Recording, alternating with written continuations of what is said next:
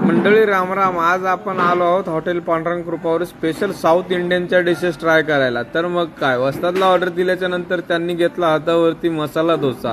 मसाला डोसा म्हटलं की तोंडाला सुटलं पाणी आणि लगेच आठवला उत्तप्पा. उत्तप्पा म्हणजे मसाला डोसाल्याचा पप्पा. वस्तादला सांगून लगे उत्तप्प्याची एक ऑर्डर दिली. लगे वस्तादने हातावर उत्तप्पा घेतला. मग काय, उत्तप्प्याची झाली रंगरंगोटी सुरू.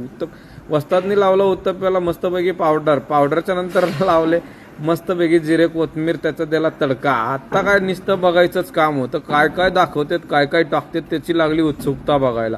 टमाट्याच्या नंतर टाकलं वस्तादनी मस्तपैकी हिरवीगार मिरची.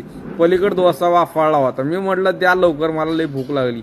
वस्तादनी लगेच तेलाचा शिडकावा मारला की लगे हातावर लगे थाप थाप थाप थाप पाठ थापटेली की लगे डोस्याला घेतला आणि डोस्याला लागली. आधी मारली उत्तप्प्याला पलटी.